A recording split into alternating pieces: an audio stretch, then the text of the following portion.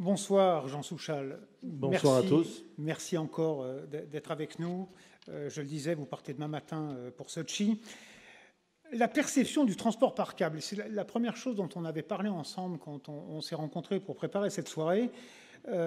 Finalement, dans une région alpine comme Grenoble, transport par câble, c'est montagne, ski, à la limite randonnée, et pour le reste, on ne le voit pas.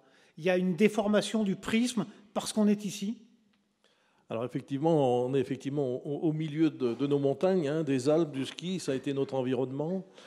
Mais il faut savoir que le transport à câble, c'est presque vieux comme le monde, puisqu'il y a quelques centaines d'années, que ce soit aussi bien en Chine, que ce soit en Pologne, que ce soit à d'autres endroits en Amérique du Sud, le transport à câble était tout à fait utilisé pour des transports et de matériaux et de personnes. Si on remonte au début du XXe siècle, rien qu'en France, il y avait dans les villes françaises plus d'une centaine d'appareils. Quand tu parles, on peut parler de Cannes, on peut parler de Marseille, on peut parler de Paris, de Pau, de Tarbes, d'Évian, etc. Donc voilà, donc le transport à câble a toujours existé. Et effectivement, nous, ici, on le voit plutôt par rapport à la neige, c'est l'image qu'on a, mais c'est aussi une sacrée ouverture sur la mobilité, avec des avantages, bien entendu, qui ont fait que le transport à câble est incontournable. Vous êtes d'accord que dans l'inconscient collectif, quand on dit Poma, on dit ski, on dit montagne. Pour l'instant, la vision, c'est celle-là. Alors, quand on dit Poma, effectivement, on pense ski en France. Quand on parle de Poma au niveau du monde, puisque ça aussi c'est quelque chose de très important, Jean Pomagalski, dès les années 50, avait tout autour du monde installé un certain nombre de remontées mécaniques. On parle aussi des 5 continents, c'est-à-dire donc d'une ouverture internationale exceptionnelle.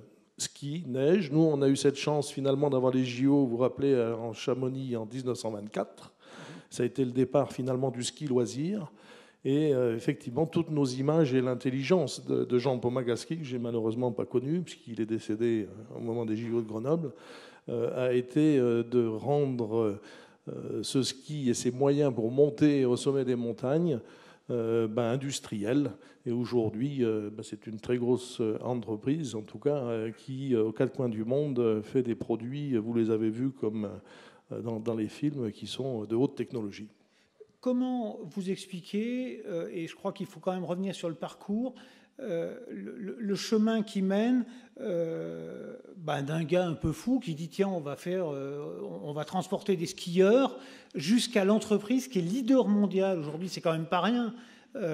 Vous n'êtes pas très nombreux à faire ce métier dans le monde, vous êtes le leader. C'est quoi? Qu'est-ce qui à un moment fait qu'il y a ce levier qui se fait? D'abord, je pense qu'il faut toujours se souvenir d'où on vient. Et effectivement, on a eu cette chance d'avoir Jean Pomagalski, qui était un génial inventeur, qui n'était pas un très bon gestionnaire d'entreprise, par contre, mais qui était un très, très, très bon inventeur, et qui a inculqué finalement cette recherche, cette innovation. Et aujourd'hui, je crois que s'il y a un des doigts de la main de Poma, l'innovation est une vraie partie de l'entreprise. La deuxième chose qui était fondamentale, c'est l'ouverture sur le monde. Les premiers appareils que Jean Pomagalski a fait à chaque fois en termes de prototypes, ça a toujours été un challenge. Quand on a fait les fameux œufs, vous les avez vus, enfin les œufs Poma que tout le monde connaît, la même année, il était capable de faire un prototype à Val d'Isère et en Nouvelle-Zélande. Je parle des années 63-64. Donc c'est quand même, c'est pas donné à tout le monde. Quand on parle aujourd'hui d'un remonte-pente aux États-Unis, on parle d'un Pomalift, comme on parlerait d'un Kleenex ou d'un frigidaire. Donc vous voyez, c'est une dimension internationale. Ça, c'est un deuxième point qui est fondamental sur qu'est-ce qui est cette saga, quelque part, c'est cette ouverture. Et puis ensuite, je pense qu'un autre point qui était fondamental, et ça marche avec la culture, c'est que de tourner tout autour du monde, quand on est à l'écoute des gens, et je crois qu'il y a un gros travail d'écoute, on est capable de mieux se comprendre quand on regarde, quand on voit et quand on s'installe finalement dans les cultures de chaque pays. Si aux États-Unis, aujourd'hui, on est leader au niveau des États-Unis, c'est parce que depuis 30 ans, on est américain. Quand il y a 5 ans en arrière, on a dit le marché chinois, qui est un marché qui s'est ouvert plutôt sur le tourisme, il faut qu'on soit à Pékin. Ce n'était pas pour aller délocaliser de la fabrication, c'était au contraire pour se localiser de manière chinoise pour les Chinois. Et aujourd'hui, il y a 45 personnes qui sont en Chine, il y a 43 Chinois et 2 Français. Donc autrement dit, ça c'est un autre aspect de la chose, quelque part au niveau du développement. C'est l'ouverture aux différentes cultures. Nous sommes citoyens du monde, quelque part. Voilà. Et puis ensuite, je dirais aujourd'hui encore, ce qui est important, c'est l'innovation, c'est la place aux jeunes, c'est la liberté d'entreprendre. Moi, je crois que cette année, j'ai essayé de présenter les vœux aux uns aux autres en disant 2014, ça va être une année exceptionnelle. Et c'est d'autant plus facile qu'on a tout dans les mains. À nous de nous prendre en charge. Et bien voilà, tous les jeunes qu'on a au niveau de Poma, ils sont dans cet état d'esprit qui est celui de l'aventure, de la réussite et puis de l'investissement personnel et pour la réussite collective. Et ça aussi, c'est quelque chose de très important. Alors, si vous êtes d'accord, on va un peu rentrer dans le dur de notre discussion. On va parler maintenant des transports par câble en milieu urbain. Je vais vous poser une question simple. C'est quoi cette histoire? C'est nouveau, en tout cas en France. C'est un rêve, c'est une mode, c'est une marotte, c'est une fixation pathologique, ou ça peut être une réalité demain? Alors moi, je suis persuadé qu'on est au début de quelque chose qui est en train d'exploser, d'ouvrir. Dans le reste du monde, quand vous regardez l'Amérique du Sud, Valparaiso, tout le monde a entendu parler des appareils à câble de Valparaiso, ça a bientôt une centaine d'années. Quand l'on regarde plus récemment, par exemple, sur l'Algérie, ce qui a été fait début des années 80 en Algérie, c'était le point de départ déjà d'une mobilité urbaine à l'intérieur des villes. Dès qu'il s'agit de monter ou de traverser finalement des rivières, le câble a tellement d'avantages que ça s'est imposé. Au niveau français, je disais, début du XXe, il y en avait beaucoup, ça a un peu disparu. Aujourd'hui, on n'a jamais été aussi près de faire quelque chose. Vous savez qu'il y a plusieurs villes françaises qui sont en train de réfléchir à certaines choses, que ce soit Brest, Toulouse, Limeil-Brévannes près de Paris, que ce soit Grenoble, que ce soit Annecy, etc., Lyon. Il y a même un projet qui est en appel d'offres aujourd'hui, donc bon, j'en parlerai pas. Mais voilà, il se passe vraiment quelque chose. On est visible parce qu'aujourd'hui, finalement, on est autour des autres moyens de transport qui ont été le tramway. L'histoire du tramway, quand vous la regardez, elle est un peu identique si on se met 30 ans en arrière. Quand vous regardez les trains, la mobilité au niveau des grandes villes, finalement, le câble est un moyen complémentaire de rajouter quelque chose. Et quand Guillaume Pépi me demande de le rencontrer pour qu'on discute du dernier kilomètre, ça veut dire que dans les esprits, les choses se sont ouvertes.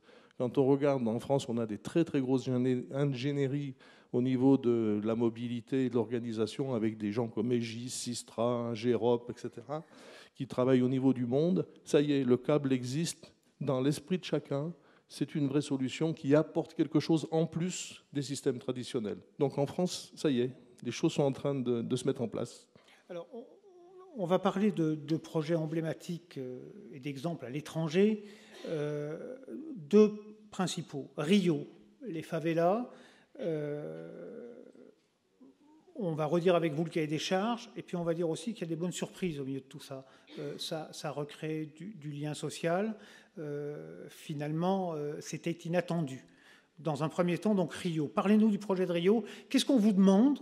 Et finalement, à l'aboutissement de tout ça, quelle est la réalité? Alors, on ne peut pas parler du projet de Rio sans parler du projet de Medellín en Colombie d'abord. Parce que finalement, Medellín, c'est il y a 15 ans, la mise en place d'un télécabine tel qu'on a vu celui de Champs-Rousse, au milieu finalement des favelas. Et quand le président Lula brésilien vient voir son copain Uribe à Medellín, il dit « mais c'est ça dont j'ai besoin moi à Rio ». Voilà. Et c'est comme ça que l'affaire de Rio est partie. J'ai eu la chance de croiser Lula pendant plusieurs heures sur la télécabine, à quelques jours de la fin de son mandat. Si vous aviez pu voir finalement cette ouverture sociale dans ce complexo d'Alemão, qui est en gros 300 000 à 400 000 personnes qui ont été raccordées à la vie de la ville avec ses trains, etc. La ville de Rio, qui est une très grande ville, finalement, voilà, ça c'est un gros succès. Et la technique n'est pas un problème. Finalement, on fait beaucoup de choses avec les techniques. On a vraiment beaucoup de moyens. Ce qui est plus important, c'est l'insertion finalement à l'intérieur de son environnement. Et le projet de Lula, ça a été de dire, on va vraiment offrir quelque chose dans lequel on va retrouver des crèches, on va trouver des dispensaires, on va trouver des bibliothèques, on va trouver un certain nombre de services et le moyen de transport qui va avec. Vous pensiez à une anecdote dont on avait parlé. Pour moi, le plus beau cadeau de Rio, ça a été un jour dans une cabine où avec deux petits gamins qui allaient à l'école, qui n'y allaient pas avant, hein, et qui étaient avec leur uniforme, 5-6 ans. On était 3 dans la cabine, plus un Andorran. Et puis j'ai bien compris que un des gamins me regardait. Alors moi, je lui ai donné, j'avais un pin, j'ai donné un pin, j'avais une casquette, j'ai donné un casquette à l'autre. Et puis le gamin me regarde et me demande ma nationalité. Alors, je ne sais pas parler le portugais, j'ai dit français, je ne sais pas si c'est comme ça. Alors il m'a regardé et puis il m'a fait Zidane. Voilà. Donc voilà, ben ça c'est l'ouverture finalement à tout ce qui est aujourd'hui aussi dans toute cette mobilité urbaine et dans le monde entier à accéder à la vie, parce que ces dispositifs-là, ben, ils peuvent aller dans des endroits où d'autres systèmes de transport ne vont pas, parce qu'on monte, parce qu'on passe au-dessus de tout ce qui est de l'infrastructure. Voilà. Donc ça fait partie finalement de notre plan de développement. Je reste un peu sur Rio, si vous me le permettez. Ce que vous me racontiez aussi, c'est-à-dire que l'ouverture à la vie, c'est aussi l'ouverture au travail ou à l'école, ce que vous venez d'expliquer, parce que c'était la roulette de se lever le matin et d'aller bosser. Vous pouviez mettre une demi-heure, vous pouviez mettre 2h30. Là, au moins, vous savez à quelle heure vous partez, vous savez à quelle heure vous arrivez. Il y a de la régularité. Il y a de la régularité, et puis c'est une vraie volonté politique. Enfin, le transport est gratuit une fois par jour, par exemple. Enfin, ça fait vraiment partie d'un plan de développement. Et donc, ben voilà, on peut du coup avoir un travail, s'insérer dans la vie active. Un jour, j'ai eu la chance de faire plusieurs voyages présidentiels, mais il y avait le patron de L'Oréal qui disait que du jour au lendemain où on a ouvert la télécabine dans le complexo d'Alemão, leur chiffre d'affaires a été multiplié par plus de 20, parce que les gens, d'un seul coup, il fallait qu'ils aillent en ville.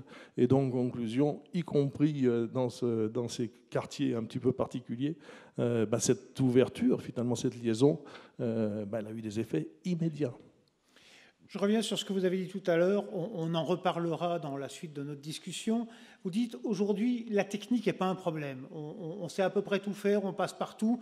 Donc, il n'y a pas de limite, il n'y a plus de limite. J'ai dit ça parce qu'aujourd'hui, on a toujours l'impression qu'il y a beaucoup de limites. On pense aux problèmes de survol, aux problèmes de vent, aux problèmes de vandalisme, aux problèmes de l'insécurité. Voilà. Ces limites-là, non. Je veux dire, aujourd'hui, on a toujours moyen d'amener une solution. Techniquement, évidemment qu'il y a des limites, mais ce n'est pas le problème d'aujourd'hui. Aujourd'hui, on a beaucoup plus de solutions que ce qu'on peut imaginer. Et notre créativité, finalement, c'est celle-là qui me fait dire qu'il n'y a pas de limite. On ne va pas dévoiler la deuxième partie de notre discussion, mais c'est quoi la limite? C'est l'envie. Il faut avoir envie, il faut que l'institution ait envie, il faut que le politique ait envie, il faut que les citoyens aient envie. Alors, dans le mot envie, j'ai envie de dire, il y a un côté attraction. Donc, à nous aussi de peut-être présenter les choses avec suffisamment, en tout cas, de chaleur pour que les gens se disent finalement, ah oui, ça peut être une solution. Et je pense que le problème aujourd'hui, c'est peut-être pas un manque d'envie au sens où on l'entend dans le sens général, c'est parce qu'on n'y pense pas forcément. Et tout notre travail depuis une dizaine d'années et beaucoup plus récemment a été justement de dire, mais oui, il y a une solution, on peut l'ouvrir. Aujourd'hui, quand je rencontre Patrick Kroll, patron d'Alstom, c'est tous des gens qui sont 1000 fois plus gros que nous. Je sais pas si, mais par contre, on est toujours dans les mêmes marchés, dans les mêmes pays. Et voilà, on existe et on n'est pas concurrent. C'est-à-dire que ça rentre dans les esprits.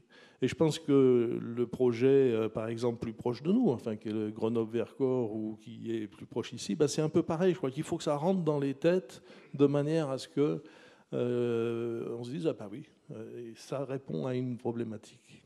On va rester à l'international et continuer notre voyage avec vous, parce qu'avec vous, on voyage. On est allé à Medellín, on est allé à Rio, on va aller à New York. C'est une drôle d'histoire, New York. En fait, New York, c'est du provisoire qui devient définitif, parce que les gens ont acquis le réflexe, et finalement, ils se sont dit, ça nous aide, ça nous facilite le quotidien, alors il faut le laisser, ce truc-là. Alors, New York, effectivement, le premier appareil, parce qu'il y a eu un premier appareil à New York, a été construit dans les années 70 et ouvert en 76, de mémoire, parce qu'à cette époque-là, entre l'île de Roosevelt, qui est au milieu de l'East River. Vous savez, l'East River, c'est là où il y a l'avion qui a j'allais dire atterri à Mairie, je ne sais pas comment il faut dire. Il y avait la construction d'une ligne de métro pour aller dans Manhattan. Et bon, la ligne de métro prenait un certain temps, et il fallait absolument désenclaver l'île. C'est comme ça que le téléphérique a été construit de manière ciblée dans le temps. Et puis quand le métro était ouvert, les gens n'ont pas voulu qu'on démonte le téléphérique. Et quand 30 ans après, puisque c'est ce qui s'est passé, il y a eu évidemment un vieillissement de l'appareil qui a fait qu'il fallait faire quelque chose. Les gens n'ont jamais voulu abandonner leur téléphérique. Et c'est comme ça qu'on a reconstruit ce téléphérique, qui était un téléphérique suisse d'origine. Donc là, voilà où, avec Poma, on a réussi à prendre cette commande. Et aujourd'hui, c'est un sacré virage, en tout cas dans la perception de ce qu'est le transport à câble, puisque, ou mieux qu'à Manhattan, finalement, on est en plein centre d'une ville. Et aujourd'hui, j'ai Michael Fauché qui est à côté, qui s'occupe aussi de toute l'opération et la maintenance. C'est un appareil où on a pris en charge l'exploitation et la maintenance de manière à ce que 19 heures par jour, tous les jours de l'année, ça tourne. Et ça aussi, c'est une mutation qui était importante pour nous. Donc c'est fondamental dans la vie de Poma, ce qui s'est passé à New York. C'est quoi? C'est aussi le symbole d'une capacité à une population qui, à un moment, on peut dire, qu'est-ce que c'est cette histoire, on va faire un téléphérique, de finalement changer d'habitude, de changer de mode de transport, d'accepter ce changement-là? Pour les New-Yorkais, il n'y a même pas photo. Il n'était pas question de le démonter.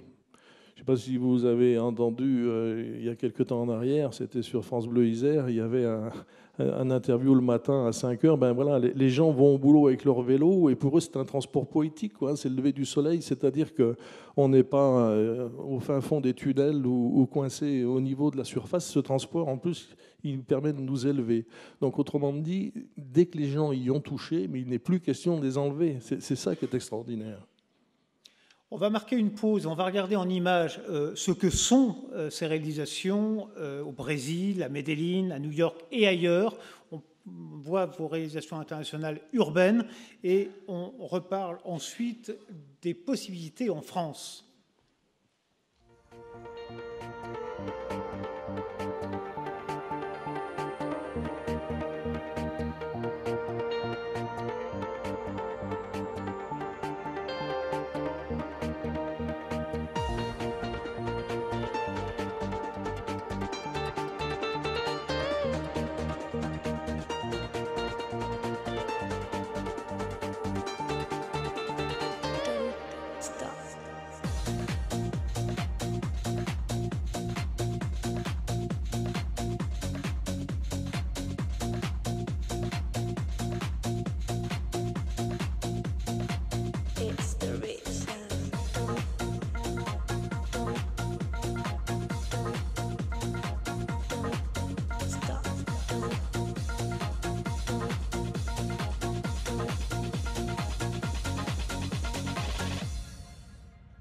Don't stop.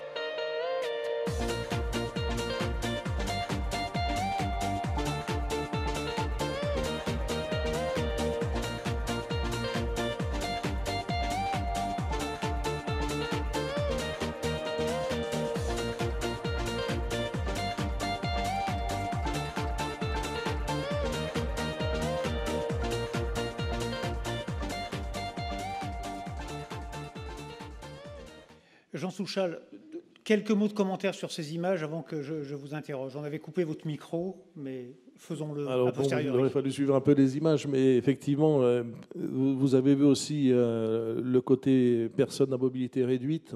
Donc ça aussi, c'est une ouverture qui est très importante. À partir du moment où on passe d'un monde du ski à un monde de transport urbain, il est évident qu'il faut aussi qu'on s'adapte. Et c'est là, en termes d'innovation, en tout cas, où il faut qu'on se creuse la tête. Et voilà, on le fait. Aujourd'hui, ça marche aussi. C'est important. Et c'est grâce à par exemple, à Villard-de-Lans, où on a été capable de faire du développement, du co-développement, que les choses ont été possibles. Quand on parlait de New York, vous l'avez vu, New York, ça a été possible parce qu'on a fait le Vanoise Express entre les Arcs et la Plagne. Et ça montre aussi bien la complémentarité dont on a besoin. Et quand moi je parle de l'équipe France, enfin on en parle souvent avec Bruno Cerclet, par exemple, ou plus proche avec les différents ministres dans les différents voyages, ça a du sens. Et nos partenaires la montagne, en tout cas, était fondamentale dans notre développement, bien entendu. Vous avez vu aussi, on a parlé du Caire, ça on n'en avait pas parlé jusque maintenant. Il y avait quelques photos sur le Caire. Là, ce sont des appareils qu'on appelle des APM, c'est des Automatic People Movers, qui sont en fait des funiculaires horizontaux, pour faire simple, sur le Caire, où nous avons réalisé cet appareil dans les conditions qui n'étaient pas évidentes sur le plan politique au moment où ça s'est fait. Ce sont des liaisons qui sont dans les aéroports ou pour relier des parkings à des hôpitaux, des choses comme ça. Voilà, on est aussi dans ce monde-là qui est encore une fois un mode de transport, ou à Zurich dans l'aéroport, où vous l'avez peut-être pris une fois ou l'autre, qui sont du développement et où on voit bien la complémentarité de tous les systèmes aujourd'hui en termes de mobilité. Le ministre des Transports, Frédéric Cuvillier, parle souvent en termes de réflexion sur les transports d'une nécessité aujourd'hui d'anticiper, de casser les vieux schémas. On est là avec vous. On va rentrer dans ce type de discussion. Frédéric Cuvillier était chez nous vendredi, pas dernier, le vendredi, il y a 10 jours. Donc on était chez Sigma, puisque ça, vous l'avez dit en préambule, Sigma c'est une filiale qui fait tous les véhicules. Voilà, je crois que les gens s'intéressent à nous. Alors c'est vrai qu'on a cet avantage d'être très visible, en tout cas au niveau français évidemment, au niveau international aussi, ça aide sur le monde politique. Une autre anecdote, quand je suis allé avec François Hollande au mois de décembre au Brésil, on avait toute une délégation. Quand on a rencontré Dilma Rousseff au moment du repas, il y avait De Margerie pour Total, Mestralet pour GDF et j'en passe. Et quand Hollande est arrivé à mon niveau et qu'il m'a présenté à Dilma Rousseff, elle m'a regardé, elle m'a dit « Mais on se connaît, on s'est déjà vu l'année dernière », alors qu'elle ne l'avait pas fait pour les autres. C'est-à-dire ce côté visible et ce côté finalement équipe de France et politique est important parce que notre ambition de petite moyenne entreprise devenue ETI aujourd'hui, c'est celle de rayonner, mais on est bien supporté aussi, et ça c'est important. Alors, je vais vous poser une question du bac maintenant pour rentrer vraiment dans le dur du débat, parce que je pense que c'est un débat. Moi, je veux que vous m'expliquiez pourquoi, d'après vous aujourd'hui, en tout cas c'est la sensation qu'on peut avoir, les grandes agglomérations semblent découvrir brutalement et être brutalement confrontées au problème des déplacements. C'est quoi? C'est un défaut d'anticipation? C'est oups, on n'y avait pas pensé? Ou c'est il y a un vrai blocage politique sur ces sujets-là? Comment vous l'expliquez, vous? Pourquoi aujourd'hui ces problèmes-là nous arrivent en pleine figure comme si on n'y avait pas pensé? Il faut que je sois politiquement correct, mais non. J'allais dire, je pense que c'est pas que le problème des politiques. Moi, je suis arrivé dans la région grenobloise il y a 35 ans. Qui aurait imaginé aujourd'hui un Grenoble quand on l'a vu il y a 35 ans et quand on voit son développement? Donc, autrement dit, je pense que dans tout ce qui est la mobilité, les choses elles avancent tellement vite. Alors, c'est vrai, on peut dire qu'on a pris du retard, c'est possible, mais est-ce qu'on pouvait tout anticiper? On pouvait sûrement anticiper un certain nombre de choses, mais il n'est pas trop tard pour bien faire. Parce que l'avantage, en tout cas aujourd'hui, des jeunes, quelque part, c'est cette approche qui est peut-être un peu différente de ce que l'on avait. Et je crois que c'est dans les mentalités qu'il faut que les choses évoluent, les uns et les autres. Et autrement dit, ce partage finalement des moyens de transport est quelque chose qui devient naturellement par rapport aux jeunes. Il y a beaucoup de gens qui n'ont même plus de voiture, quoi. Donc voilà, et je crois qu'aujourd'hui, je vous disais, Guillaume Pépi, patron de la SNCF, m'appelle, etc., ça veut bien dire qu'on est rentré dans cette réflexion, et certes aux hommes politiques, mais à nous tous aussi, de nous adapter quelque part pour proposer des solutions intéressantes. Juste pour pour revenir là-dessus, on l'a vécu à Grenoble, Jean Vellet le redisait il y a un instant, il y a eu un appel de lancer par un certain nombre de fédérations professionnelles. Bref, on était beaucoup dans le constat et dans l'incantation. Parlez-nous des solutions. Est-ce qu'il y a des solutions? Est-ce qu'aujourd'hui, il y a une vraie réflexion d'entamer sur ces sujets-là? Ou est-ce qu'il y a encore des blocages, des peurs, des inquiétudes, des non-préparations culturelles à tout ça? Alors, il y a des gens qui ont dit beaucoup de choses et qui voulaient faire tout, et en particulier avec le câble. Et ça, je pense que ça nous a desservi, ça nous dessert. On a eu des expériences malheureuses à Roissy, par exemple, où les choses ont été même dramatiques sur un plan financier. Alors, pas par nous, Poma, mais d'une manière générale autour du monde du câble, parce que c'est de celui-là dont il faut qu'on parle. Je pense qu'aujourd'hui, pour être plus près de l'Y grenoblois, par exemple, imaginez venir de Vorep pour aller au centre de ville de Grenoble en télécabine, ça n'a pas forcément de sens. La voie de chemin de fer en a sûrement, le tramway aussi. C'est-à-dire que, voilà, je crois qu'il est temps, en tout cas, que les uns et les autres en réfléchissent en multimodalité et en complémentarité. Donc, ces choses-là, elles sont vraiment en train d'arriver. Nous avons peut-être pris du temps pour le faire, mais il faut être juste et on ne peut pas se permettre aujourd'hui de faire une démonstration ratée, puisque voilà, le problème il est là aussi. Quand la ville de Brest aujourd'hui est en train de faire quelque chose qui est en prolongement du tram pour traverser la Penfeld, etc., ça a du sens. Là-dessus, on met toute notre énergie, ou à Toulouse ou autre. Il y a d'autres projets qui aujourd'hui n'ont pas de sens et sur lesquels nous on pousse pas. Voilà. Alors, juste une chose, expliquez-moi. Il y avait un papier récent dans Le Parisien qui faisait justement état de tous ces projets de téléphérique urbain. Alors, en particulier, là, le focus était mis sur un projet dans le Languedoc-Roussillon. Il m'a échappé celui-là, je ne l'ai pas vu. Ah ben, je vous donnerai l'article parce que. Alors, pourquoi aujourd'hui ça sort comme des champignons? Vous le dites, hein, il y en a à Brest, il y en a dans le Languedoc, il y en a à Nice, il y en a partout, il y en a à Grenoble. Comment vous expliquez qu'on ne vous ait pas posé la question avant, que ça vienne maintenant? Et je mets au regard de cette question une autre question. Comment vous expliquez qu'en France, le pays du leader mondial, on est attendu 2014 pour se réveiller, alors que dans d'autres pays du monde, c'est fait et depuis longtemps? Je pense que tout est une histoire d'image au début. Enfin, c'est clair que le transport à câble, pour tout le monde, c'était les vacances, c'est la neige, c'est le ski.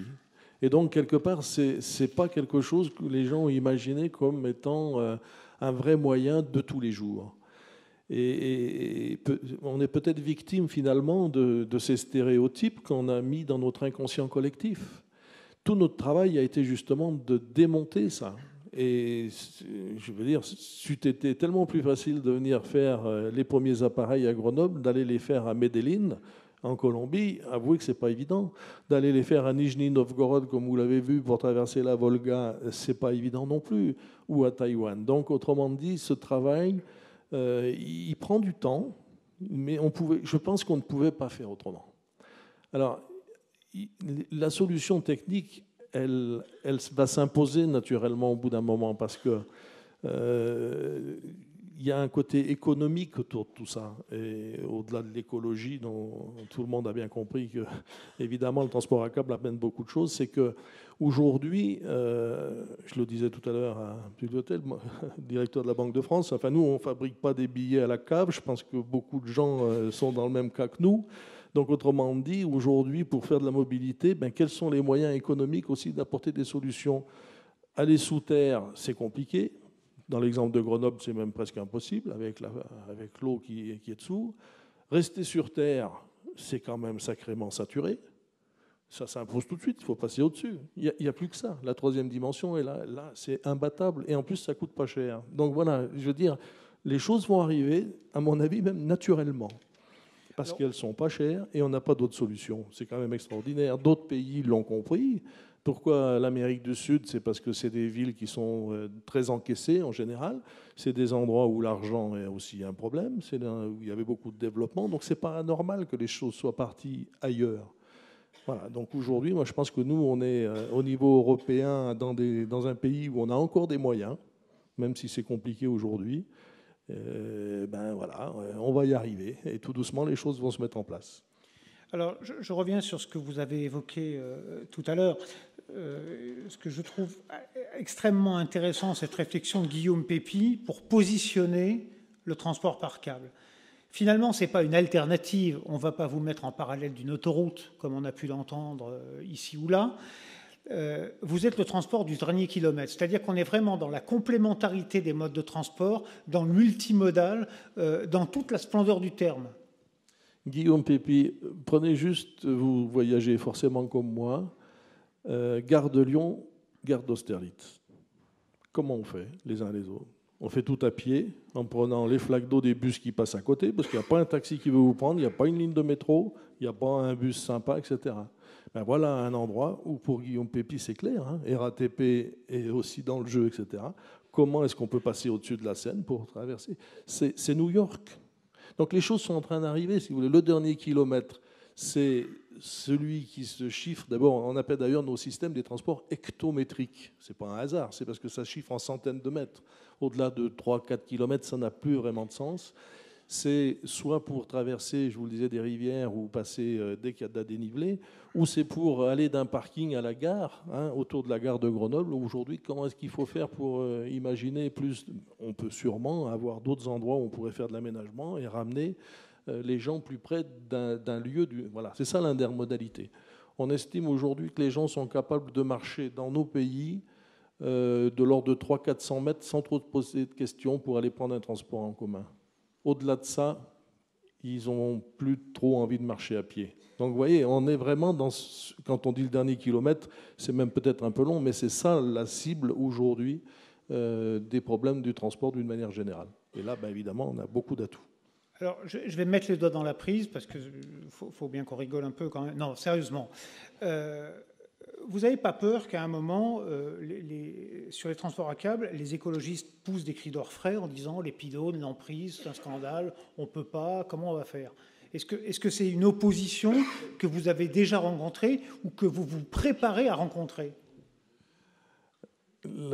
Oui, c'est vrai qu'il y a un paradoxe entre on voudrait des choses qui soient propres, on voudrait des choses qui ne coûtent pas beaucoup à l'exploitation, on voudrait, etc. etc. Le câble amène tout ça, mais c'est vrai qu'il y a un impact visuel qui existe aussi. Bon.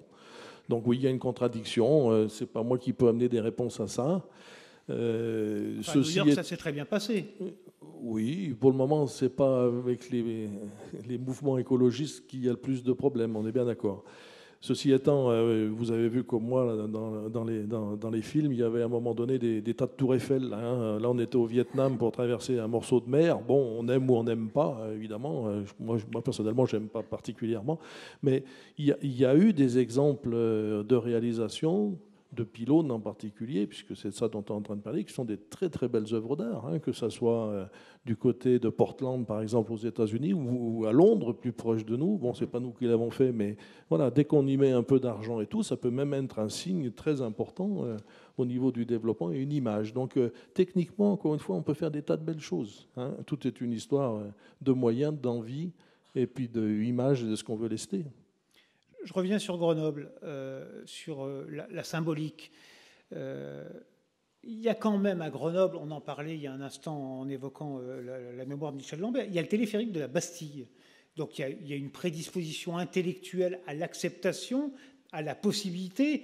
On ne va pas faire du ski à la Bastille. On voit bien que ça a une autre utilité. C'est une belle vitrine. Pourquoi ça n'a pas avancé plus vite ?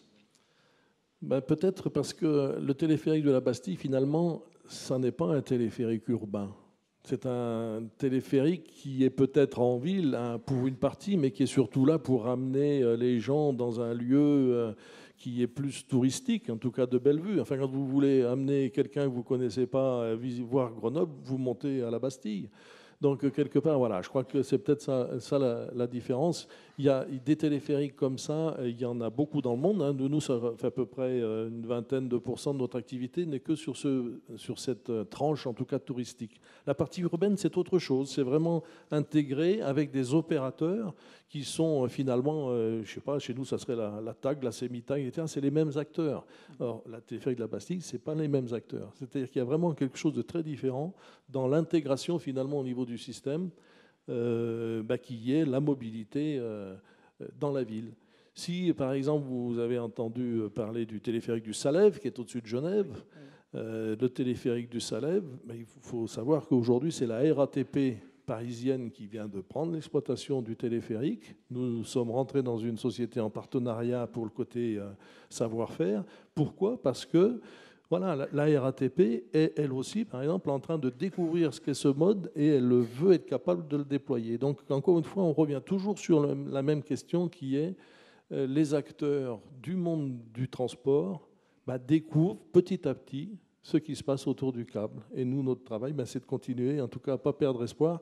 Mais c'est même plus que ça. Aujourd'hui, on fait des belles choses et on va faire des belles choses en France, j'en suis sûr.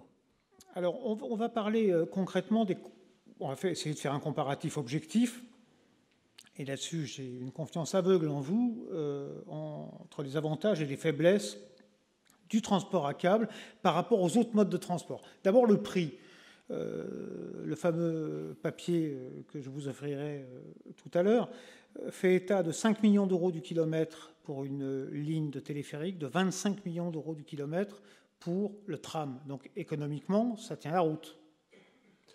Alors, bon, les chiffres, on peut toujours faire dire beaucoup de choses aux chiffres, mais là, vous donnez un rapport de 1 à 5, certains parlent d'un rapport de 1 à 7, enfin, on est dans l'ordre de grandeur, effectivement, c'est tout à fait. Alors, ensuite, par rapport aux autres modes de transport, le coût d'étude, le coût de construction, le coût d'exploitation, l'impact, on parlait de l'emprise tout à l'heure, l'emprise sur l'environnement, où est-ce que vous vous situez par rapport à tout ça ?